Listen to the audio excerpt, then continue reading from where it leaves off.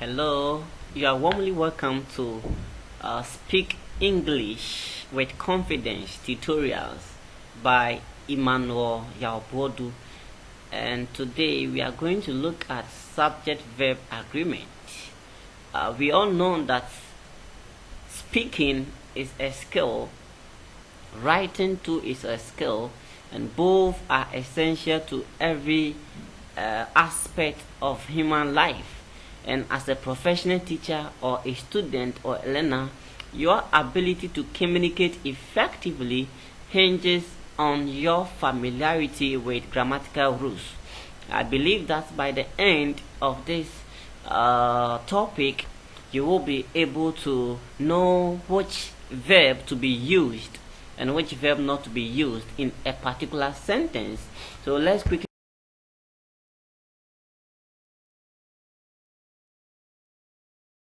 be able to do by the end of the topic. So the first objective is that by the end of this topic, you will be able to identify subject-verb agreement errors in given sentences. Objective 2, you will be able to correct subject-verb agreement errors in given sentences. You could see that objective 1 and objective 2 are not the same. The first one is identify and the second one is correct. And objective 3 is you will be able to select the appropriate verb that correctly completes a given sentence.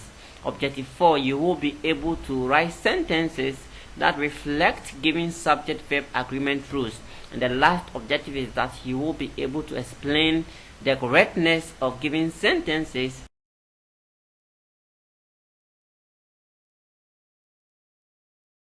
subject-verb agreement. Now, subject-verb agreement is the same as Concord, which means harmony or agreement. So we are saying that any sentence that you construct, you write, the subjects in the sentence must agree with the verb. I'm taking it again. Any sentence that you construct, you write, you speak, the subject in the sentence must agree with the verb. So there has to be a perfect agreement to make the sentence meaningful. And when we say subject in English language, we are not talking about social studies as a subject, geography as a subject, science as a subject, but we are talking about the doer of an action. The person performing the action is the subject. So let's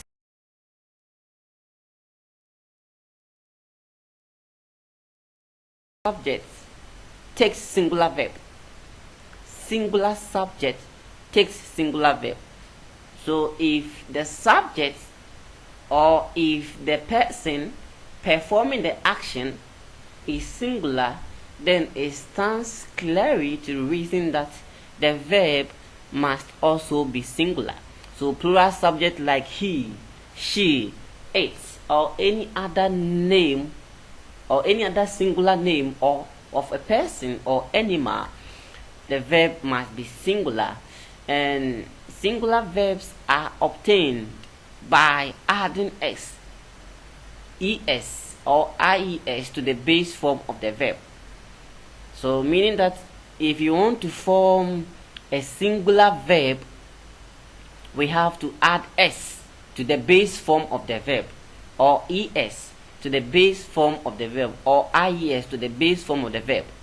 When we add s or es or ies to the base form of the verb, we do not get, or we don't get plural verb, but rather it becomes singular verb. Is it clear? I'm taking it again. In English language, when we add s to the base form of the verb, like walk, we know walk is a verb, it's a doing word.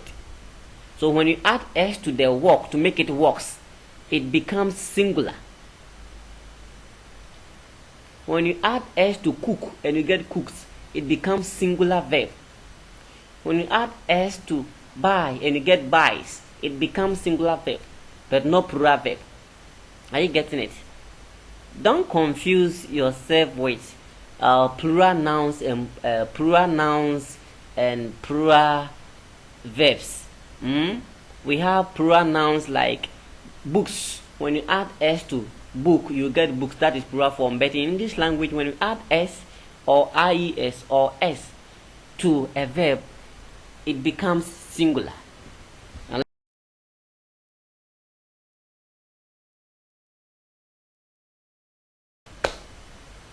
I can take singular verb or plural verb depending on the context in which it is used in the sentence. So we know I is singular, but it can use either singular verb or plural verb depending on the context in which it is used. For example, I am not a child anymore. I am not a child anymore. You know that the subject is singular, which is I, and the verb is am, which is singular, means there has been a perfect agreement. But if you look at the second example, I have three sisters. I have three sisters. You see that the have there is plural verb.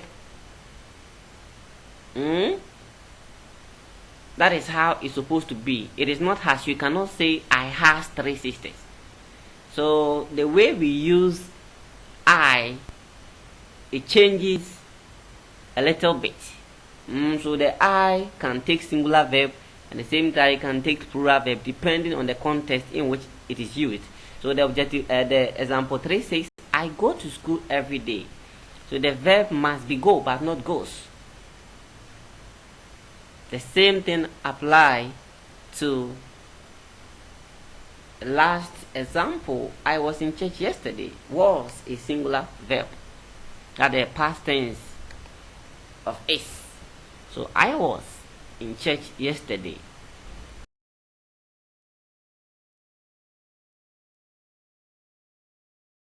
We form singular verbs. I've already explained it.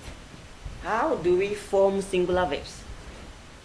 In English language, as I said earlier, when we add es or s or ies to the base form of the verb, they do not become plural verbs.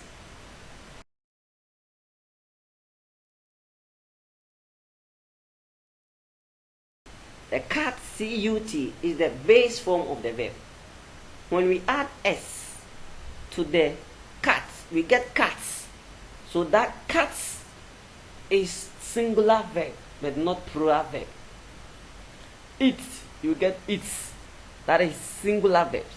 Wash, washes. That is singular verbs. Cry, cries. You know that we have changed the y to ies, so we have gotten cries. So the cries is a singular verb. Take, takes. Sit, sits. Go, goes. Buy, buys. Cook, cooks. There are many verbs that we cannot list all of them here. So one thing that you must put it in your mind is that anytime we add s or es or ies to the base form of the verb, it becomes singular verb. So when you are writing a sentence, when you are speaking, make sure that you apply some of these so that when anyone sees you, the person can know that yes, you know what you are talking about. So let's look at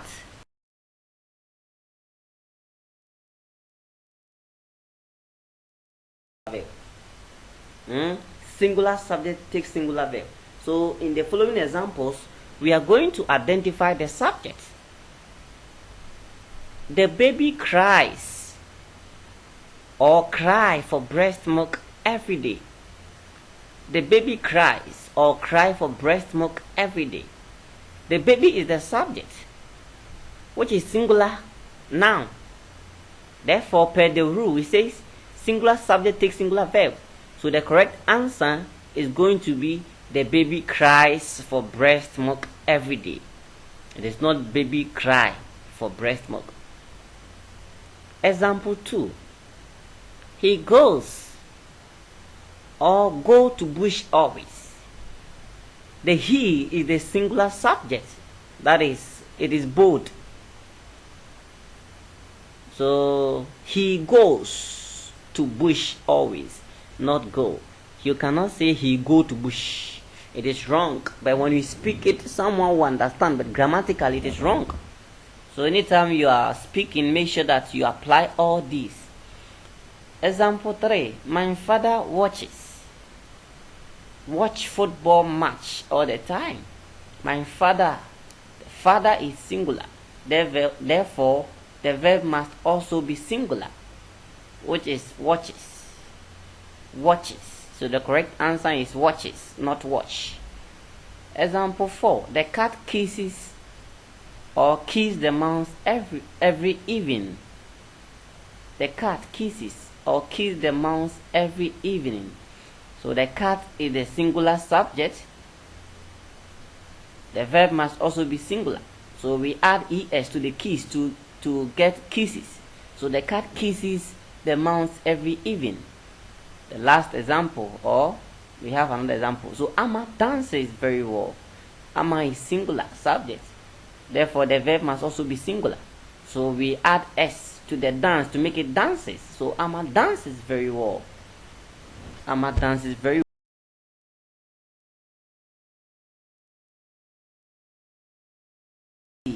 Studies for an hour every day. I study or studies for an hour every day. The subject is singular. The verb must also be singular. But I explained to you that when it comes to I, it can take singular verb and plural verb, depending on the context in which it is used. So the correct answer will be I study for an hour every day, not studies. The second one is she writes or write gently. She is singular, so the verb must also be singular. That is writes. She writes.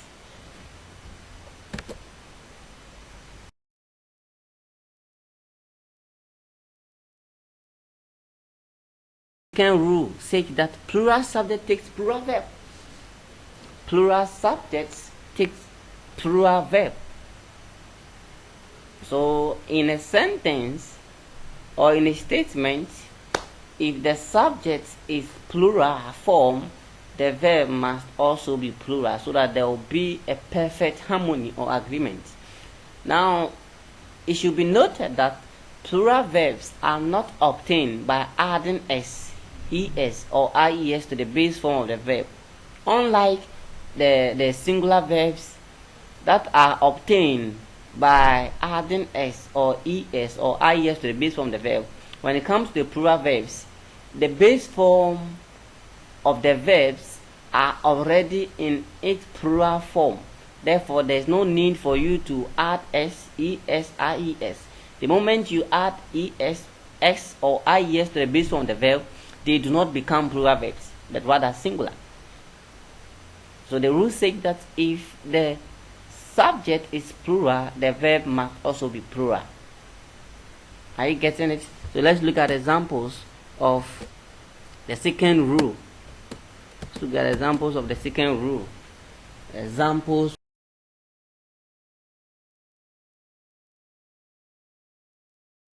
Is cry for breast milk every day. Have you seen the example that we use for the first rule? The subject in the first rule was singular subject, but here you could see that the babies, that is plural noun, therefore it must take plural verb. So the babies cry for breast milk. The babies cried for breast milk. So it means that the subject has agreed with the verb cry. The babies are plural noun and the cry is also plural verb. Therefore, there has been a perfect agreement. Second example, the hunters go to bush always. The hunters is plural noun. Is plural, means there are more than one. Therefore, the verb must also be plural. So we cannot say the hunters goes, but we can say that the hunters go to bush always. So the correct answer is go, but not goes. My mother and father watch football match all the time. Mother is singular, father is singular, but because of the N, we are talking about two individuals. Therefore, the verb will also be in plural form. Fourth example, the cat kiss the mouse every evening. The cat kiss the mouse every evening. So the cats, that is plural subject. So it takes plural verb, which is kiss. So the answer is kiss. Amma and Akwesi dance very well. So Amma is singular, Akwesi is also singular, but because of the N, it is talking about two individuals. So the verb is going to be plural verb because the subject is also plural. Note, all the above sentences have plural subject, and per the rule, that subject takes plural verb. I hope you understand.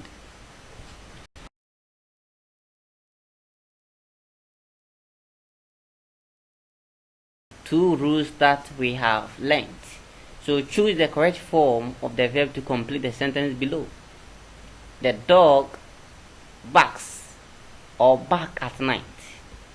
My parents are or is very sad. You and I writes nicely. She cook very well.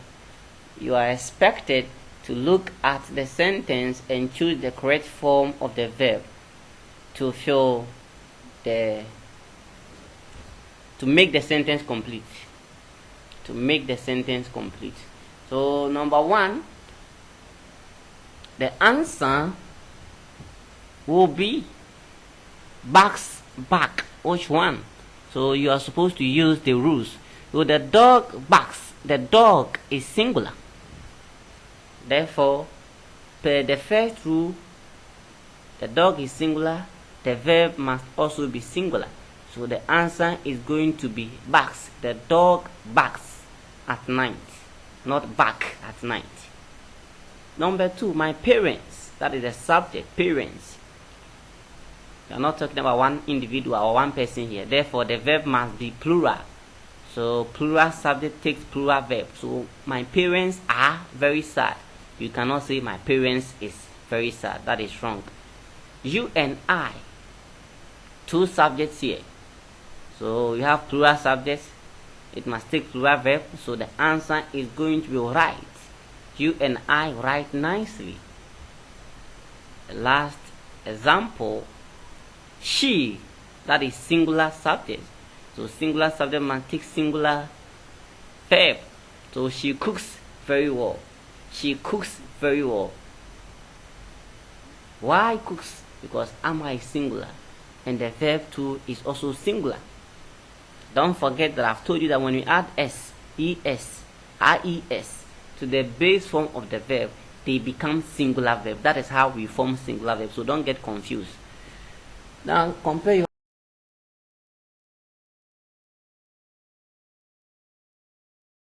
here, barks are right cooks.